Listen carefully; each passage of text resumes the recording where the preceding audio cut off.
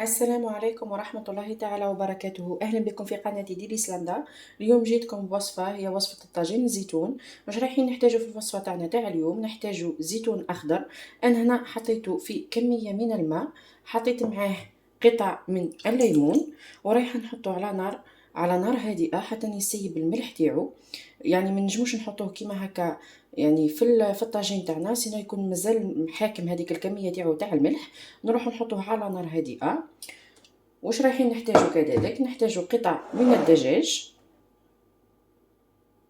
رايحين نحتاجو قطع يعني طماطم قصيتها على شكل مكعبات، نحتاجو بصل، انا راني قصيته ما درتوش بصل مفروم، قصيته فقط. رايحه نحتاجو كميه من السناريه اللي هي الجزر، قصيتها بهذا الشكل. نحتاجو كميه من المعدنوس.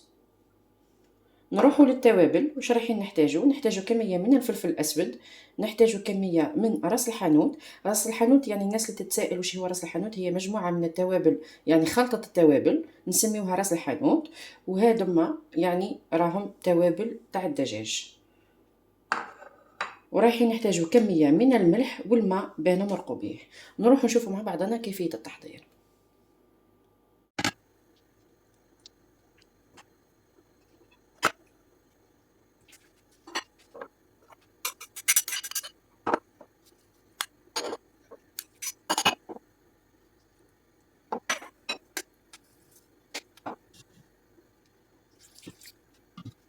هنا بعد ما خلطت المكونات تاعي خلطتهم مع الدجاج، نسيت باه نقولكم على الزيت، يعني ما ننساوش نحطوا كميه من الزيت.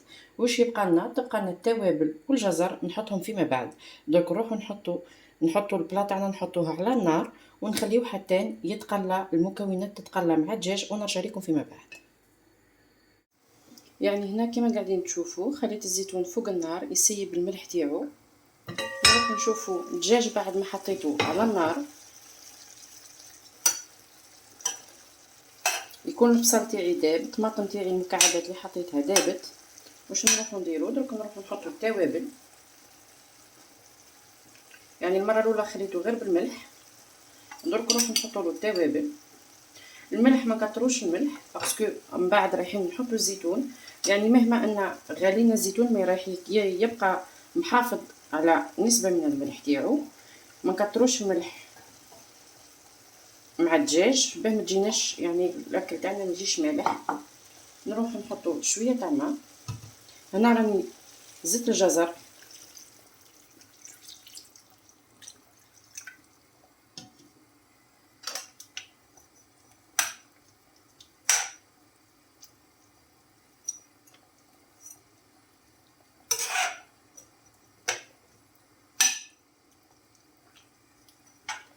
دركا رايحه نزيد نخلي الجزر تاعي يطيب مع الدجاج ونرجع لكم فيما بعد. بعد ما طاب لنا الدجاج تاعنا نحيته، حطيته في صحن. الزيتون تاعي نحيته من الماء، نروح نحط القليل من الماء هنا.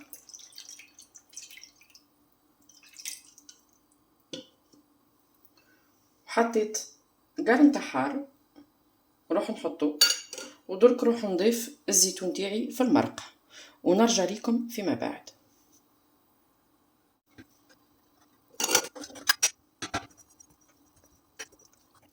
بعد ما خليت الزيتون تاعي يغلي في المرقه، مشني رايحه نخليه يغلي بزاف، يعني نخليه لمده 5 إلى 10 دقائق. نروحوا للدجاج تاعنا اللي عفوا حطيته في الصحن، نروح نحمرو.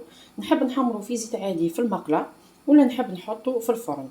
يعني هنا تبقى هذه المرحله تبقى اختياريه حسب الوقت تاعك، على حسب يعني انت واش تحبي. انا رايحه نحمرو في الزيت في المقله عاديه، ونتلاقاو ان شاء الله في صحن التقديم.